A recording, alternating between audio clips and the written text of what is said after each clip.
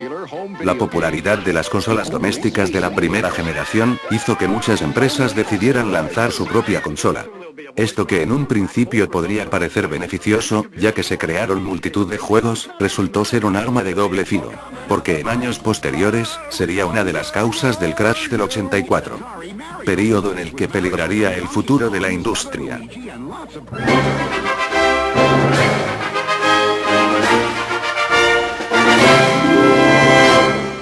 La Fairchild Channel F es la segunda consola de videojuegos a base de cartuchos del mundo, después de la Odyssey, aunque la primera en incorporar memoria a los mismos.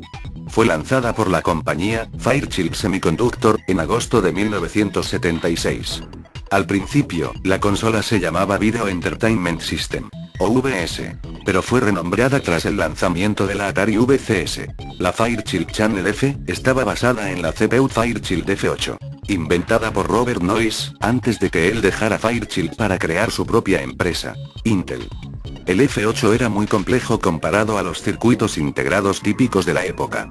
El vídeo era bastante básico, aunque fuera en colores, que era una gran novedad en las máquinas POM contemporáneas.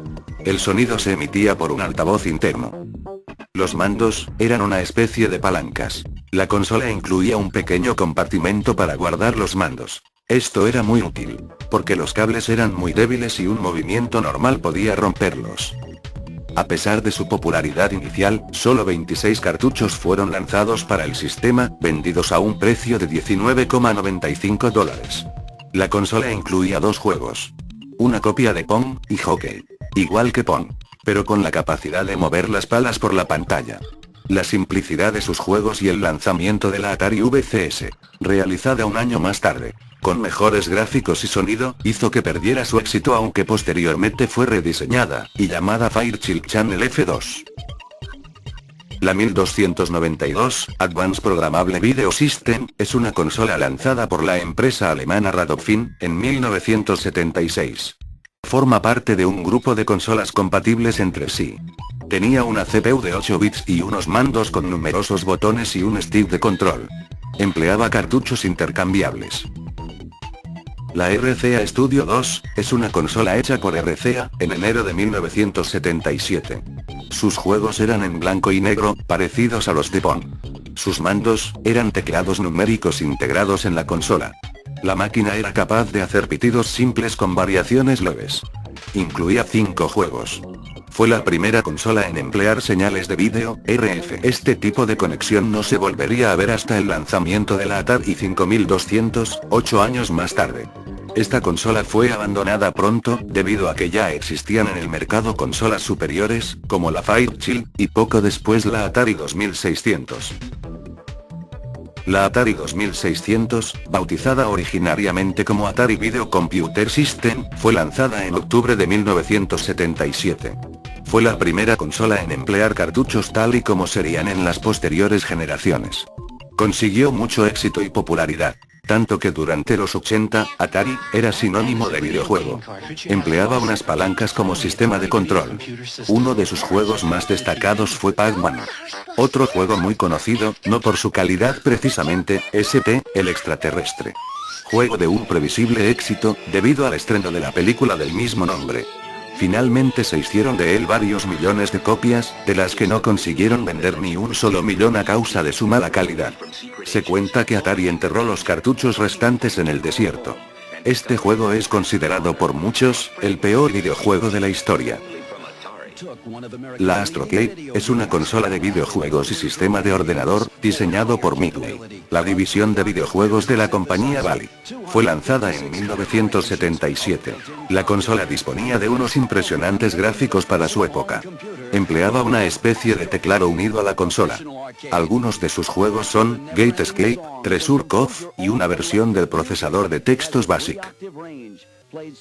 La Magnavox Odyssey 2, conocida en Europa como Philips Videopack G7000, se lanzó en 1978. Magnavox se convirtió en un subsidiario de la compañía Philips. Aunque la primera Odyssey no triunfó tanto como Atari, sí lo suficiente como para decidir lanzar al mercado una sucesora para la segunda generación. Esta nueva versión constaba de 2 mandos de palanca, y un teclado integrado en la consola. Su diseño sería ligeramente modificado para su distribución en otros países.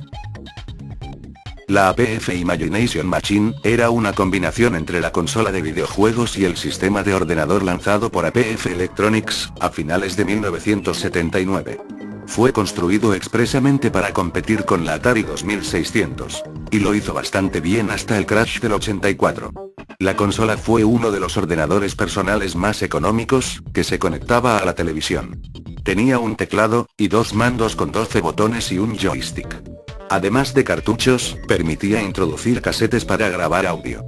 Para ella se lanzaron un total de 15 títulos.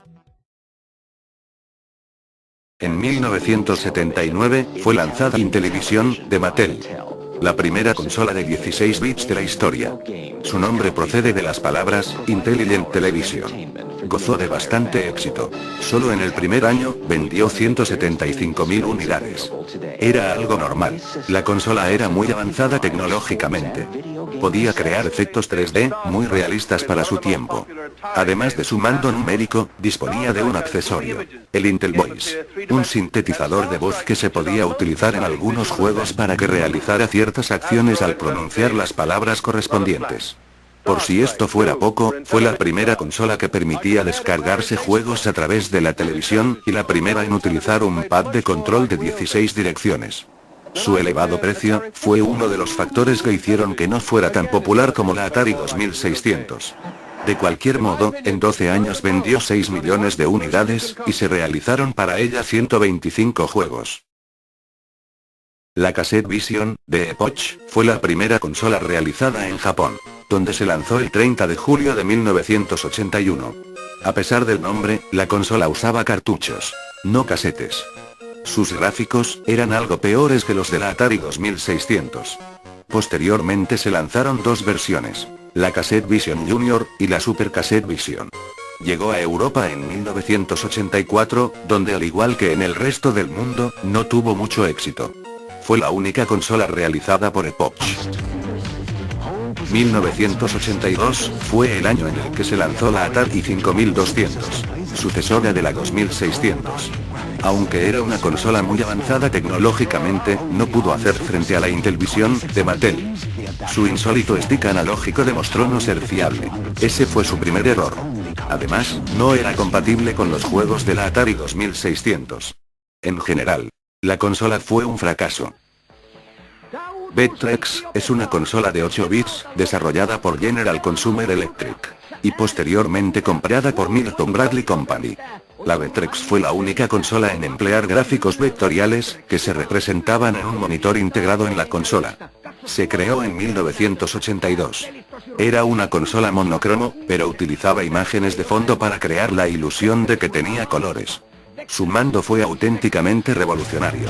Fue el primero en incorporar un stick analógico no central, como lo era el de la Atari 5200. Este sistema de control, sería usado 10 años después por la Nintendo 64, y posteriormente por todas las demás consolas. Algunos de sus juegos creaban un efecto tridimensional, realmente bueno, para sus 8 bits. La Arcadia 2001, era una consola de 8 bits creada por Emerson Radio Corp. Se compuso de un catálogo de 51 juegos. Dependiendo del país, tenía un nombre distinto e incluso distintos juegos. Al salir al mercado al mismo tiempo que la ColecoVision y la Atari 5200 en Estados Unidos, no tuvo éxito. Aunque sí en otros países.